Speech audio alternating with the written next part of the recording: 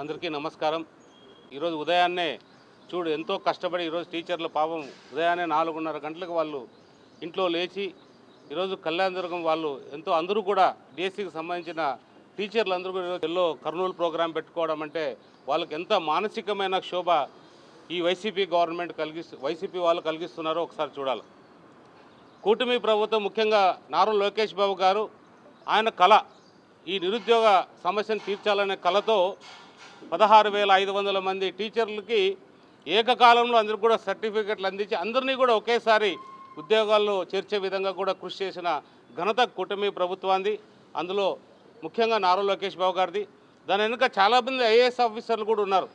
కోనా శశిధర్ గారు వాళ్ళ టీం అంతా కూడా దీనిపైన కసరత్తులు చేసి రాత్రింబవళ్ళు కష్టపడి ఏ రకంగా ఈ త్వరగా పరిష్కారం చేసి వీళ్ళందరి ఉద్యోగ నియామకాలు చేయాలనే ఉద్దేశంతో అందరినీ కూడా వాళ్ళు చేసి అందరూ కూడా ఆ రోజు మనం చూడాలా 16,500 మంది టీచర్లతో పాటు వాళ్ళ కుటుంబ సభ్యులందరూ కూడా అమరావతిలో ఆ రోజు కేరింతల మధ్య వాళ్ళ సర్టిఫికెట్లు తీసుకోవడం అంటే నిజంగా ఆ రోజు మా అంతా ఒళ్ళంతా కూడా జలదరిచ్చే విధంగా కూడా ఆ రోజు మా యువ నాయకుడు లోకేష్ బాబు గారు కండక్ట్ చేయడం, ఆ రోజు పవన్ కళ్యాణ్ గారు అలాగే చంద్రబాబు నాయుడు గారు లోకేష్ బాబు గారు ఆ రోజు ఉండి ఆ మీటింగ్లో చెప్తుంటే అందరికి కూడా ఇదొక గొప్ప అనుభూతిగా భావించాం.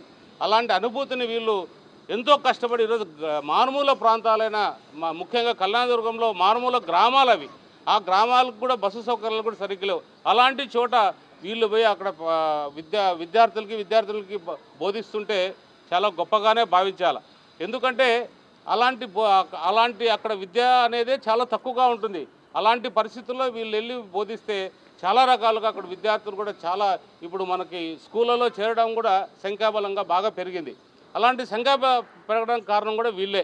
అంటే మన కూటమి ప్రభుత్వం ఎప్పుడైతే వీళ్ళు డిఎస్సి రూపంలో వీళ్ళందరినీ కూడా అపాయింట్ చేసిందో అన్ని రకాలకు కూడా ఈరోజు వాళ్ళు చాలా సంతోషంగా ఉన్నారు, చాలా ఆనందంగా ఉన్నారు వాళ్ళు. అలాంటి ఆనందాన్ని మీరు ఏదో రకంగా డిస్టర్బ్ చేయాలనే ఉద్దేశంతో ఈ వైసీపీకి సంబంధించిన జగన్ రెడ్డి కావచ్చు, వాళ్ళ ముఠా సభ్యులు ఎవరైనా కావచ్చు, ఇది చాలా నేరంగానే భావిస్తున్నారు. మేము కూడా భావించాలా. మీరు ఏదైనా ఉంటే తెలుసుకోండి, కానీ వాళ్ళ పాపం ఆ కుటుంబాల్లో మీరు స్విచ్ పెట్టాలని లేదా కుటుంబాలని మానసిక శోభ గురి చేయాలని మాత్రం చూడొద్దండి. మీకు ప్రజలు ఇంకొకసారి గుణపాఠం చెప్పే కూడా సిద్ధంగా ఉన్నారు.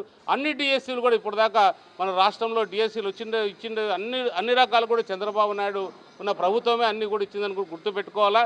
నువ్వు ఒక్క డిఎస్సీ కూడా నువ్వు ఇవ్వలేదు. నువ్వు కాదు కదా, మీ నాన్న ఉన్నప్పుడు కూడా ఒక్క డిఎస్సీని కూడా ఇవ్వలేదు. ఇలాంటి డిఎస్సీలు ఎన్నో రకాలకు కూడా టీచర్లకు ఉపయోగపడుతున్న చంద్రబాబు నాయుడు కావచ్చు, కూటమి ప్రభుత్వం కావచ్చు, ఇప్పుడు నారా లోకేష్ బాబు గారు ఎంతో కృషితో ఇవన్నీ చేస్తున్నారు. మరి కూడా ఇంకో డిఎస్సీ కూడా నిన్ననే మన ఐఏఎస్ ఆఫీసర్ గారు కూడా అనౌన్స్ చేయడం జరిగింది. దాంట్లో కూడా ఉద్యోగ నియామకాలు కూడా జరుగుతాయి. నువ్వు ఏదైనా ఉంటే కూడా ఇంకొకసారి కూడా చూసుకొని నీకు ఏం సమాధానం చెప్పడానికి కూడా మేము సిద్ధంగా ఉన్నామని కూడా తెలియజేస్తున్నాం.